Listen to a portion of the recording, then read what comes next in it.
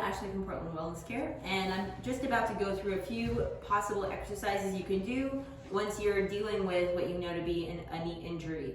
You can also do this anytime your knee is feeling funny, even if you haven't yet been told what's going on, if you haven't received care yet. These are exercises that are safe to perform at any phase of the injury. We usually assign them to patients during the first couple weeks, which is also known as the acute phase of an injury. So when there's quite a lot of inflammation, there might be quite a bit of swelling, there's usually a lot of sensitivity to touch and pressure, and often it's a little more difficult during that time to, fully take as many steps as you normally would on a given day. That is to say, put a load on the knee for a long time. So if those are some of the things that are feeling difficult, and if you're noticing some of those symptoms that are like swelling, or even a feeling of increased warmth around that knee, or increased stiffness so the joint doesn't seem like it moves that well, it's a good idea to avoid stressing the knee too much, but still maintain motion and mobility in the joint so that as you start to recover, things get better. So one of the first things we like to do with patients is show them what's called a quadricep set or quad set. There's quite a few positions you can perform this one in, so I'm going to show you a seated version. And to do this, it's helpful to have a little towel or rolled up pillow. You can see I have this little firm pillow right here. So that'll just go right behind the knee so that I avoid hyperextending the knee. With certain knee injuries, it's best to avoid what's called terminal extension, which means when your leg is fully straightened all the way. And that's because due to muscle tension and the way that the knee is designed, when you fully straighten your knee, you bring the joint surfaces of the femur and the tibia closer together. So if you have any damage going on inside of the knee joint, that'll cause a little more compression of those damaged structures, which can usually increase the pain. So to perform a quad set, you're going to be pressing your knee downwards into this squishy surface. It'll help prevent the knee from locking out all of the way, and you'll just engage your thigh. So you should feel a squeezing on the top of the thigh as you press the back of the knee into the ground.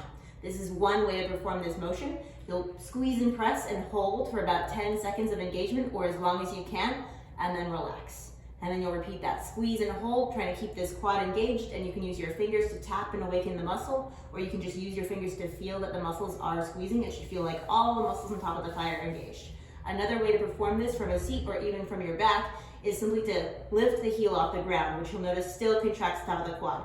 The only thing to be careful with is that you avoid overly straightening the knee if you do know that you have an injury inside of the knee joint, because that can feel pretty uncomfortable and bring those surfaces too close together. One more way to perform this is lying on the stomach. Let's say it was my left knee this time. You can have your tiptoes on the ground and simply squeeze the thigh until the knee lifts off the floor, and then lower back down. And squeeze and lower. So those are two ways to perform a quad set. A second exercise we'll recommend early on is just a quad press. And you can use a band for this. You just loop it under the sole of the foot, have the straps close to you, and then extend the leg and slide it back. It can help to have a towel under the heel or use tile or a smooth surface so it's easier to slide. But even on carpet, as long as you keep your heel lightly on the ground, it's not too difficult to perform this.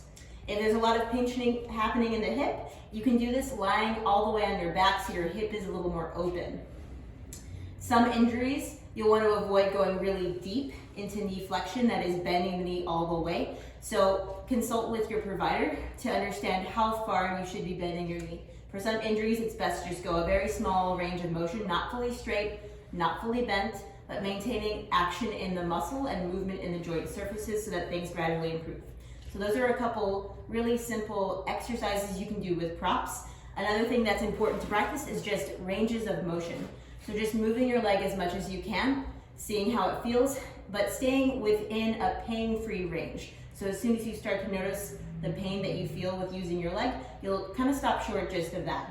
So you work towards straightening all the way, you work towards bending all the way, but again, only as far as you can do without pain, and you can work on rotation. So turning the toes out, turning the toes in, that's also rotating this tibia bone relative to the femur bone.